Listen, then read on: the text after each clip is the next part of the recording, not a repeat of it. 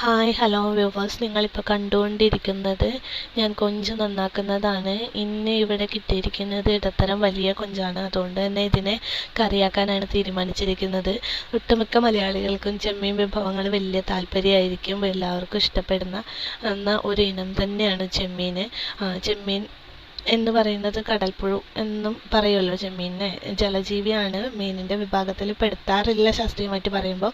എങ്കിലും നമ്മൾ പറയുമ്പോൾ സാധാരണയായിട്ട് ഉപയോഗിക്കുമ്പോൾ നമ്മൾ മീൻ, കൊഞ്ച് എന്നൊക്കെ മീനിൻ്റെ വിഭാഗത്തിൽ പെടുത്തി തന്നെയായിരിക്കും സാധാരണ ആൾക്കാരൊക്കെ പറയുന്നത്. അപ്പോൾ ഈ ചെമ്മീനാണ് ഇന്ന് കിട്ടിയത്. അതുകൊണ്ട് തന്നെ ചെമ്മീൻ നിന്ന് തന്നെ പല വിഭവങ്ങൾ ഉണ്ടാക്കാമല്ലോ. ചെമ്മീൻ്റെ ഫ്രൈ ഉണ്ടാക്കും, പിന്നെ ചെമ്മീൻ തന്നെ പല രീതിയിൽ മിക്സ് ചെയ്ത് ഉപയോഗിക്കും.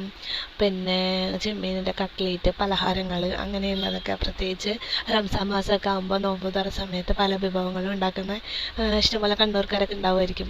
അപ്പം അങ്ങനെയൊക്കെ ചെമ്മീന് നല്ലൊരു ഇതുണ്ട്, ജനപ്രിയമായിട്ടുള്ള ഒരു ഭക്ഷണ വിഭവമാണ് ചെമ്മീൻ എന്നുള്ളത്.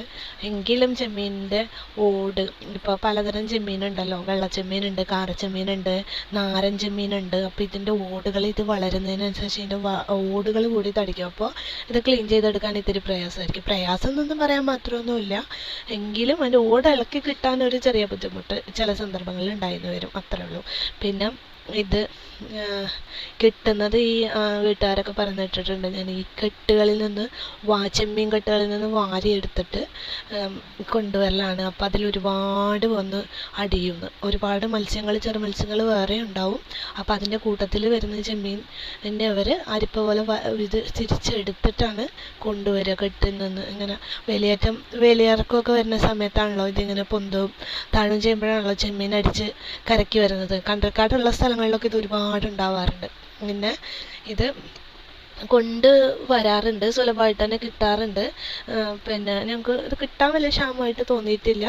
പിന്നെ എനിക്ക് തോന്നുന്നു നല്ല കച്ചവട സാധ്യതയുള്ള ഒരു വിഭാഗമാണ് ഇതെന്നാണ് തോന്നുന്നത്. അതുകൊണ്ടായിരിക്കുമല്ലോ സുലഭമായിട്ട് എല്ലായിടത്തും പിന്നെ ഉൽപ്പാദിപ്പിക്കുന്നുമുണ്ട്, പിന്നെ കൊണ്ടുവരുന്നുമുണ്ട്. ചെമ്മീൻ്റെ കൃഷി തന്നെ ഒരുപാട് നല്ല രീതിയിൽ നടക്കുന്നുണ്ടെന്നാണ് എനിക്ക് തോന്നുന്നത്. എപ്പോൾ ഏത് കാലാവസ്ഥയിലാണെങ്കിലും നമുക്ക് കൂടുതലായിട്ട് കിട്ടുന്ന ഒരു വിഭാഗം തന്നെയാണ് ചെമ്മീൻ. പിന്നെ ഉണക്ക ചെമ്മീൻ, ഇത് ഉണക്കി ഉപയോഗിക്കുന്നവരുണ്ട്. ചെമ്മീൻ അത് ഉണക്കി ഉപയോഗിക്കുന്നതുണ്ട്. പിന്നെ അല്ലാതെ ചെമ്മീൻ തന്നെ ഇപ്പം നമുക്ക് വലിയ ഈ കാരച്ചെമ്മീനൊക്കെ വലിയ സൈസിലുള്ളതൊക്കെ മറ്റ് രാജ്യങ്ങളിലേക്കൊക്കെ കയറ്റുമതി ചെയ്തിട്ട് അവിടെ നിന്ന് നമുക്ക് നല്ല വരുമാനം കിട്ടുന്ന ഒരു വിഭാഗത്തിൽ പെടുന്നതാണ് ഇതെന്നാണ് എൻ്റെ ഒരു അറിവ്.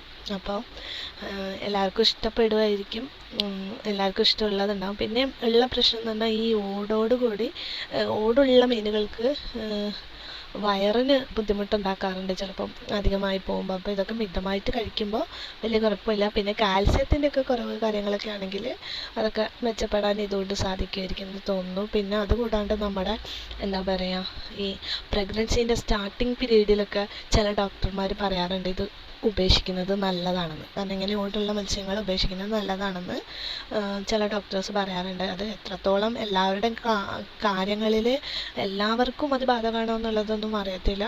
പിന്നെ അപ്പം അങ്ങനെയാണ്. അപ്പോൾ ചെമ്മീൻ്റെ തലയോട് കൂടി വെക്കുന്നവരുണ്ട്, തല ഒഴിവാക്കിയിട്ട് വെക്കുന്നവരുണ്ട്. ചെമ്മീൻ ഫ്രൈ ചെയ്ത് ചപ്പാത്തിയുടെ കൂടെയൊക്കെ സൈഡ് ഡിഷായിട്ട് ഉപയോഗിക്കുന്നവരുണ്ട്. പിന്നെ ചെമ്മീൻ കൂടുതൽ കിട്ടുന്നത് പിന്നെ കായലിൻ്റെ അടുത്തും കരേൻ്റെ അടുത്തുമായിരിക്കും. ഇപ്പം മലയോര മേഖലകളിലൊന്നും ഇത് ഉൽപ്പാദിപ്പിക്കുന്നുണ്ടെന്ന് തോന്നുന്നില്ല, കുറവായിരിക്കാനാണ് സാധ്യത. ഉപ്പുള്ള സ്ഥലങ്ങളിലാണ് പൊതുവേ ഇത് കൂടുതൽ ഞങ്ങൾ കണ്ടിട്ടുള്ളത്. പിന്നെ അങ്ങനെയാണ്. അപ്പോൾ അത്രയൊക്കെയാണ് പറയാനുള്ളത്. ഇന്നത്തെ വീഡിയോ നിങ്ങൾക്ക് ഇഷ്ടപ്പെട്ടെങ്കിൽ ലൈക്ക് ചെയ്യണം, ഷെയർ ചെയ്യണം, സബ്സ്ക്രൈബ് ചെയ്യണം. Okay, by.